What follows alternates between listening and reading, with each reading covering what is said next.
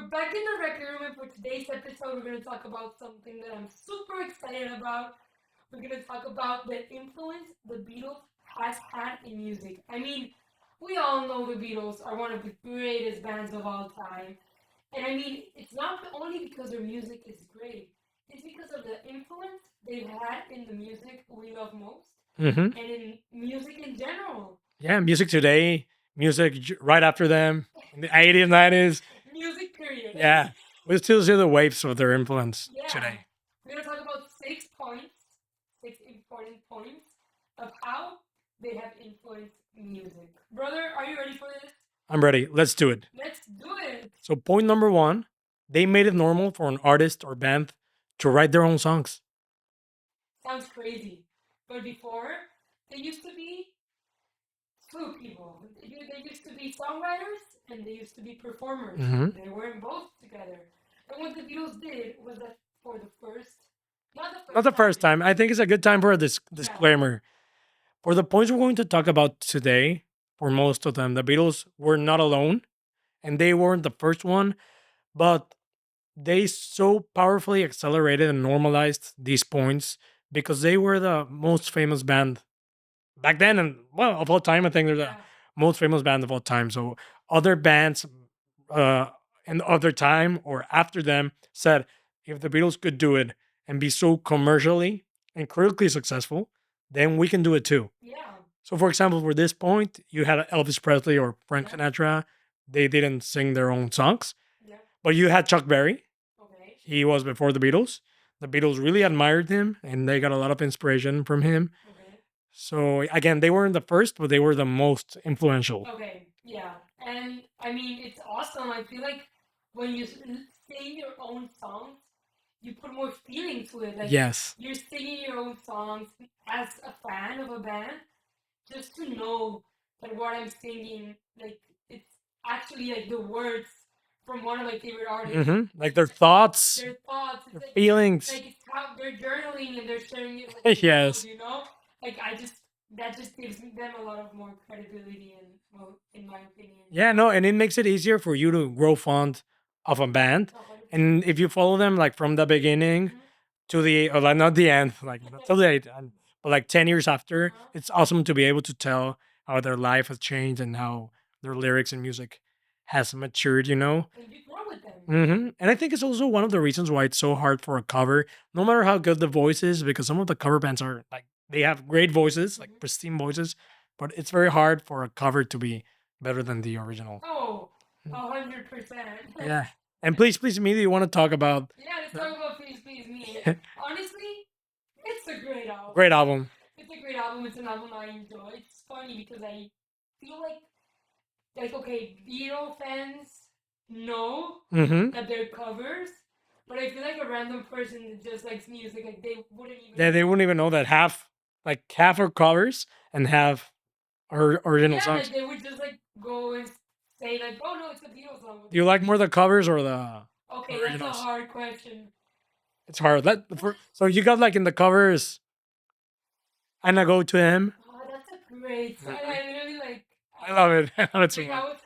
I was like in the car like the other day because we were planning to do this episode, so I was in like a Beatle mood, and this song came out, and I was like, "This is awesome! Like, this is an awesome song!" Like, I have a friend Anna, like I would like listen to this song. It has the iconic twist and shout. I mean, Mm-hmm. who does not know that song? Another cover, and it's one of the Beatles' probably most famous. Every time I listen to that song, it just makes me feel like 60 years back. Yeah. I imagine like All time dancing like this, swing. and shout, and it's just like it's. I mean, They're great, but then you have the originals. Do you want to know a secret? Listen. I saw her standing there. Great song. Love Me Do, Love Me Do. Yeah, same as. Yeah. But yeah, so I don't know. I think it's a tie between the covers and the originals. Then the second album with the Beatles also has like about half and half. But the third album, Hard Day's Night, it was the first Beatle album full of originals. Okay, that's. I mean, and from then on, it's basically. History. Yeah, basically only originals. Yeah, no, like only originals. Yeah. After, yeah. So I mean, that would be point number one. Yep. Point number two is that they turned the studio into a creative instrument. They literally made it an instrument. Before, Yeah, before artists used to go to the studio, pay, I don't know, maybe a day, maybe some hours, yeah, take some. it was expensive. Yeah, it was expensive. It was expensive. That's something I have very clear. Like, It probably still is. yeah, I know it. Yeah, I know it is. And like they would go to the studio, they would record their songs, take a few takes from it, and bye bye. Like just leave the studio and not even like make edits or Yeah, anything. like just choose the best performance The best from the performance of two or each three or four songs, takes of each song, thing. and yeah, it was like a live performance. Live performance, no editing, no anything. But the Beatles, well, I mean, low-key, I feel like they were super perfectionist. Like, Yes, they must have no, been. 100%. And the Beatles, like, they were the ones That made it normal. Like that made it normal. Like, no, we're not gonna go to the studio just for a few hours. Like, we're gonna be in the studio for a few hours, for a while, until this is perfect, until we use some different instruments, we make some edits. yeah, like new sounds. Yeah, like put some production in it, for example. Yeah, let's put. I want to put some context into this. So we just talked about "Please Please Me" in 1963. Yeah. It took them 10 hours in the studio to record. Okay. Fast forward to 1965, Rubber Soul. They spent over 100 hours That's more than recording. That's 10 times more. But it was because it was the first time that they actually stopped caring about how a song would sound live on stage. For example, Norwegian Wood with the sitar, the sound. Yeah. Then you have Think for Yourself. Yeah. They use like this instrument called the fuzz box. It's like a small guitar pedal, That's cool. and it creates like gritty, buzzy sounds. Okay. And a fun fact is that they were still touring back then when they did Rubber Soul, but they only sang 2 live songs from Rubber Soul, Nowhere Man and If I Needed Someone. Oh, imagine not listening to In My Life live. What song would you like to hear live from that album? I'm having so many great songs. Girl. That would have been amazing. Norwegian Wood. Yeah. I love. I don't know how they would do it. No, they couldn't. So it was because the songs were created in the studio, using the studio as a tool. Back then, the technology wasn't enough to perform those songs live. Okay. And then, if we go to the next year, 1966, when they recorded Revolver, they spent over 300 hours That's insane. recording it. I think this was like the turning point, like the massive turning point. They stopped caring about how a song should like they stopped caring about song structures, about how the rest of the artists were making songs or whatever. They said we're gonna think outside of the box completely and experiment. For example, Tomorrow Never Knows, so chaotic with like tape loops, effects, heavy processing. Of course, impossible to perform live There's like no that. way. No way. And I'm only sleeping. I don't know if you know this. There's this reversed guitar solo from George Harrison. Please don't ask me how he did it. I tried to understand it to explain it here, but I couldn't. I'm not smart enough, I think. Yes, you are, bro. But thank you. They spent like 5 or 6 hours just nailing down this guitar solo. That's like the Beatles score. Like they just take a lot of time like nailing things because they weren't perfect. Like you know they're already perfect, but they feel like something's wrong. Like in the most minimal way. Like they're gonna do it like 1,000 times till it's perfect. Till they get it perfect. And you can tell that in the Let It Be. Oh yeah. Get Back. Is it like a movie or The Beatles Get Back, the three-part series or whatever? We saw it. Yeah, we saw it, and they were perfection. Yeah, that was a bit later. Yeah. I think things were probably happier. Times were probably happier. Easier Right. times. And then in 1967, when they did Sgt. Pepper's, they spent 700 hours. That's insane. So imagine spending 700 hours. I mean, when you love it, it was probably. I mean, for them. I hope so. I hope they had a good time because it was a long time. It was worth it. Yeah, no, I mean, and you can tell. I mean, the album, like for me, it's a perfect album. It's one of my favorite albums. Yeah, for me too. It's my favorite album of all time, not one of my favorite albums of all time.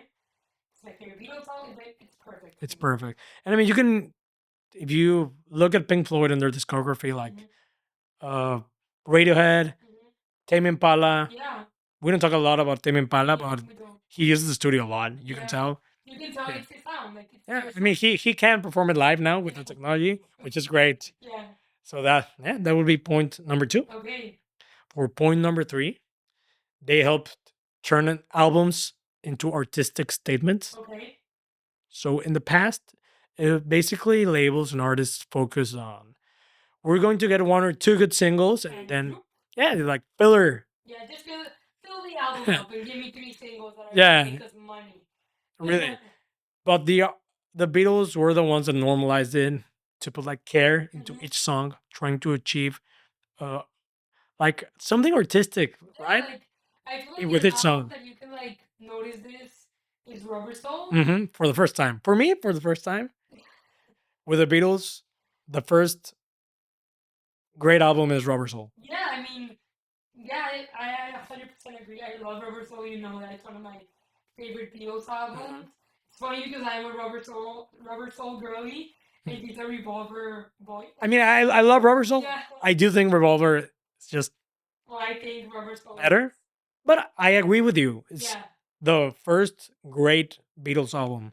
It's so easygoing, and you just put it on, and it feels like the same mood. And now I feel like this was the first time that they did that. It's got a vibe. It's Like, got a yeah, vibe. like in the other albums, some sad songs, some happy songs, all over the place. And Rubber Soul is just a mood. Like it's like more Rubber Soul. cohesive. Yeah. Like the sequencing song after song like makes sense. It makes sense. Period. Yeah. And I mean, if we're talking concept albums, you just mentioned your favorite Beatles album, Sgt. Pepper's. And I feel like why it's one of my favorite Beatles albums, it's because of it being a concept album. Yes, you know? of course. Like for me, that was like mind blowing. I was like, how can you do that? Like how it starts with Sgt. Pepper, how it ends with the Sgt. Pepper song. Like it's a whole experience. I mean, it ends with a day in the life. Yeah. But still, I know what you mean. Yeah, like it's like a circus. It's like a book. Yeah, it's like a book. Like I see it as a circus. Like it's a show. The beginning of a show, and it closes with the show, and then the out. You know, like it's. No, and then you have like the story. You should tell the story. Yeah, like you love it. Funny thing, I don't read books. I hate reading books, but for some reason, give me a Beatles book, and I'm gonna read it because I love Beatles facts. They just have such an interesting story, and one of my favorite stories is about how they named it about the. I mean, you can talk about Sgt. Pepper's for hours. Whole episode, 2 episodes. Just by describing the cover and seeing all the iconic things. Yeah. But the funny thing about the name is that they were in a plane and traveling because they will probably travel a lot. And Paul McCartney heard someone say. It wasn't Mal Evans, the roadie. Okay, Paul McCartney heard Paul Evans say. Mal Evans. Mal Evans say, I'm sorry, say he said salt and pepper.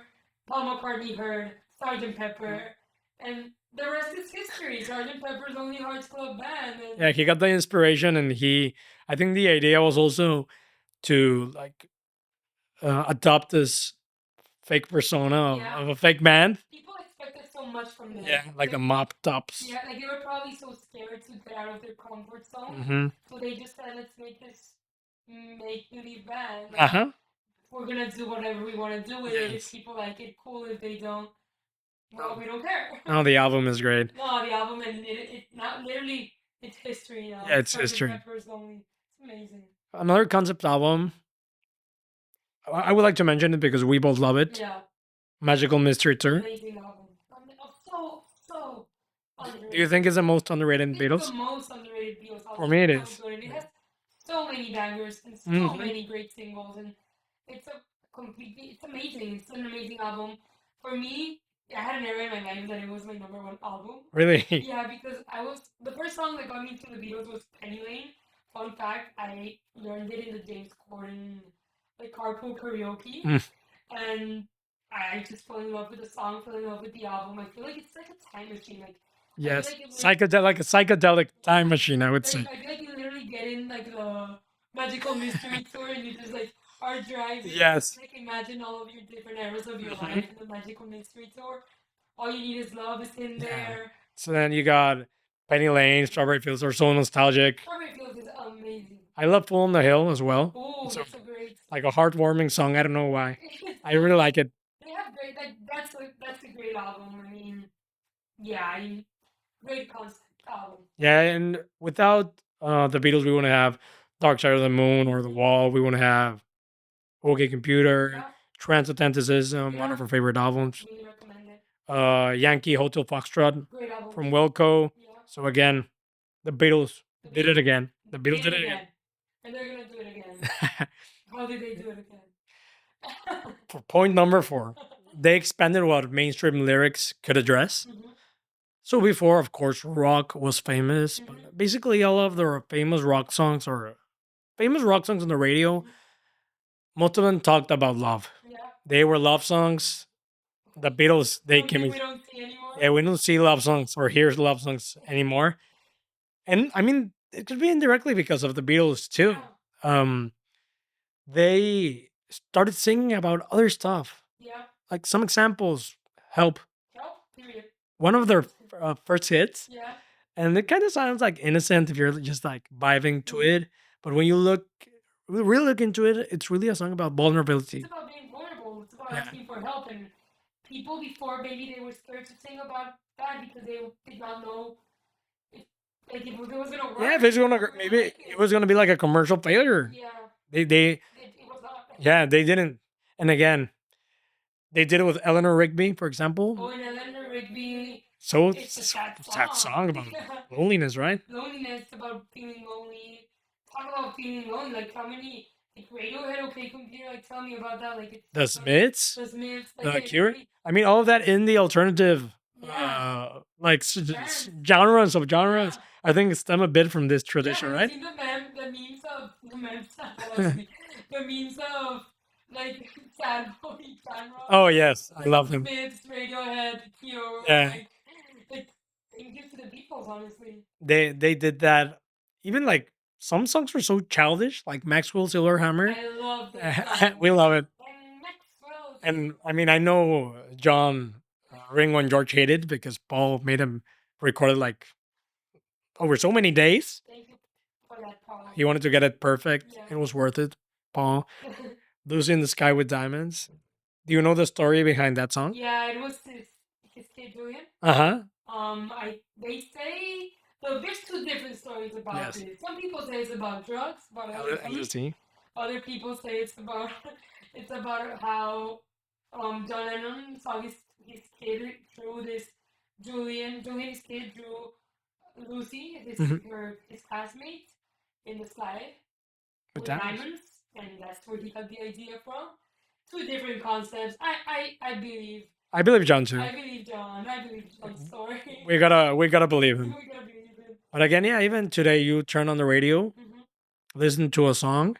The hits right now, I mean, most of them aren't about love. Yeah. They're about like mental health and Yeah. self identity. So again, the Beatles influence all of this. Mhm. All of this stuff happening now started in the 60s Yeah. with the Beatles. Yeah. 100%.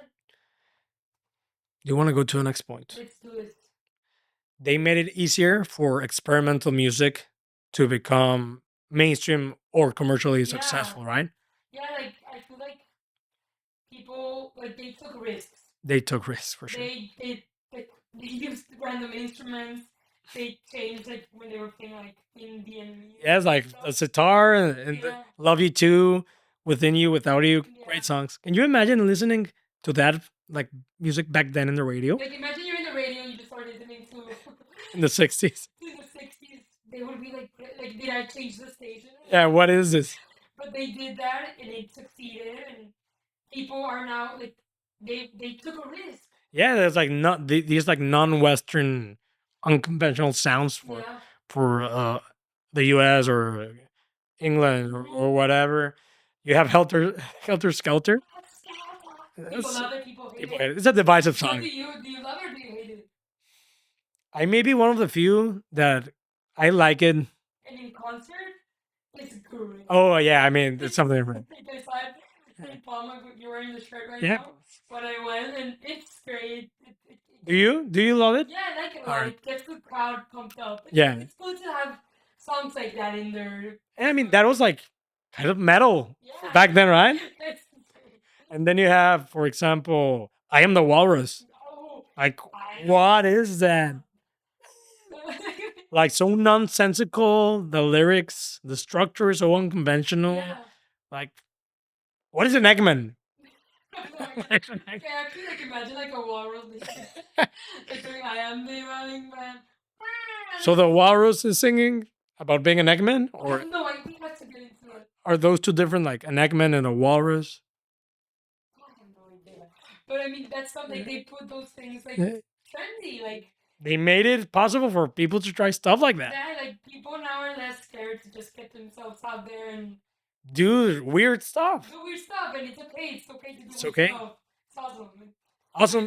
Yeah. I know it's weird. Like Hmm. if someone random, like a friend of mine or something like that, listens to that song, they're gonna my mom. Yeah. Like, just imagine my mom or my dad see like listens like Imagine in the 60s. they see me listen to that. It's like, girl, like what kind of music do you like? I'm confused, you know. But that's just something that the Beatles did. They and did it. made feel okay. And for example, I feel like the songs themselves are not so experimental, but the side B medley of Abbey Road, just doing a medley across several songs was so experimental. I love it. Probably my I'm obsessed with I think it's my favorite Beatles stuff. What's your favorite Beatles song? Yeah, I mean, Here, There, and Everywhere is my favorite Beatles song, but I think the medley is probably my favorite Beatles thing. Like, what do you love about the Beatles? Yeah, Beatles. That's Abbey Road Well, medley. like, putting a song that's 25 seconds long, Yeah. or Her Majesty, like, they did Right. that, and I know it's favorite song for people. Like, Yeah. I swear it is. I know. And it's valid. I mean, it's a great song. It's so catchy. Like, I could listen to that song in a It's loop. amazing. And they did that, and they took risks, and And they got away with it. they got away with it. They got more than away with it. They made it like One of the best albums of all time. no, Abbey Road. honestly, that album is perfect too. And honestly, the medley I know, but I'm obsessed with that medley. Like I love listening to that medley. I really do. What's your favorite song from the medley? Oof. I think Mean Mr. Mustard. Oh, I just love it. it's amazing. And the first time I heard it, I was like, what are they singing about? But again, that's just something that the Beatles can do. I also love She Came In Through the Bathroom Window. I don't know. Oh, I love it. She came in through. We can talk about this for hours. We can do an episode on the Saturday medley. Then doing this. But again, so we wouldn't have artists. I don't want to say the same names again, but Mhm. just a whole rock, alt rock, electronic music scene. We haven't said Oasis. Oasis, We they ha- talk always about the Beatles. They In always. their concert, they even put a picture of Yeah. John Lennon in the back. I think didn't they sing "I Am the Walrus" Oh, they sang back it then. The Walrus. Yeah, 100%. Or right now? Did they sing them? No, Octopus Garden. Oh, Octopus Garden. Yeah, with a song. I don't remember. But they did sing Octopus Garden. Yeah, they're huge fans and everybody. Yes. I mean, the whole vibe of the I mean, Liam. glasses and the He wanted to be John Lennon, I'm sure. It's like Alex Turner just wanted to be one of the Strokes. yeah. I'm pretty sure. No, he says he named his kid John. No, Really? Maybe. I'm not sure. Fact check. Fact check. I'm sorry. Yeah, so that would be point number 5. Or point number 6. The Beatles helped spark the British invasion and create a global rock scene. Yeah. Because before, it was basically Americans created a rock and exported it to the rest of the world. Yeah, like it was all everything, and they were the ones in charge Yes. to expose it. You know. And I mean, you did have like rock bands in other countries, but they basically just sang cover songs translated of the American songs, or they almost copied the same Keeping song. it all. Yeah, or whatever. But Uh-huh. the Beatles changed this because they help inspire people all over the world. So, for example, first of all, when the Beatles did something unprecedented when they hit number 1 with the song "I Want to Hold Your Hand" in America in 1964. In the Ed Sullivan. Yeah, then they went to the Ed Sullivan Show. Do you know how many Americans watched that show? How many? 73 million. There's no way. That was 40% of the American population back then. That's crazy. Yes. Like, not, like right now, they cannot even reach those Well, views. that sparked the Beatlemania No, the in America, right? Beatlemania is wow. Like Mhm. that fan base, like that's wow. You know, they say the fans and their concerts shouted so much and You so could loud not hear. that you couldn't hear the music. No, you couldn't. Like, It's just nuts. And then, I mean, they sparked the British invasion. They allowed like bands like The Who or Rolling Stones yeah, to make it in America on a global stage, but they also inspired a bunch of bands like in Japan, Germany, Mexico. here in Latin America, like a bunch of bands got inspired by the Beatles, Yeah, and like the countries started creating their own like rock scenes. yeah, Like they got those global influences from the bands they were listening to, but then they spiced them up yeah. with They like did a little bit of stuff. yeah, with like with their local identity. Yeah. So we wouldn't have in Latin America bands like Soda Stereo, Ooh, without Ca- that. Caifanes, Yeah, Café Tacuba. yeah. Again, another huge influence by the Yeah. Beatles.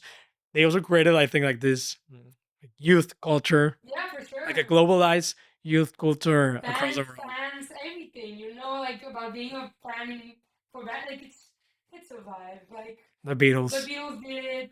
They keep. It's insane how years go by and they go by, and the Beatles are still it. People will never stop talking about them. People will never stop liking their songs. And honestly, I'm fine with I'm that. fine. I love And them. I'm always gonna listen to them, and they have a song for every occasion. Hmm. Easygoing songs when you want to experiment a little bit more. Yeah, It's just they're just the Beatles. they got a bit of everything. Honestly, for me, it's one of my favorite bands of all time. It's the most influential band of all time, and I can say this like 100%. Like a lot of the bands that I love, like I've heard them express their love for the Beatles in interviews, and honestly, if they say it, it's for a reason because you don't go around to say it, and I love it. And honestly, I'm so thankful for them because a lot of the music I love right now, I know it wouldn't be possible if it Yes. wasn't. And then, like, what I love about the Beatles, like, it unites generations. Because, like, grandparents love the Beatles, our parents love the Beatles, we love the Beatles.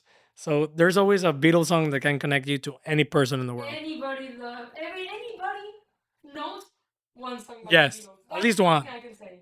Period. Like any song. Like, Yeah. the big hits, you have to know at least one. Completely. I feel bad for Beatles haters. I'm just gonna. Honestly, because they are. There, I don't know, but how? But there are some. I don't understand. But it's fine. I mean, and well, I hope you guys enjoyed this episode. I had a great time talking about this. Let me tell you something. This is not going to be the first and only Beatles episode. Nope. Because we love talking about the Beatles. So don't forget to like, don't forget to subscribe.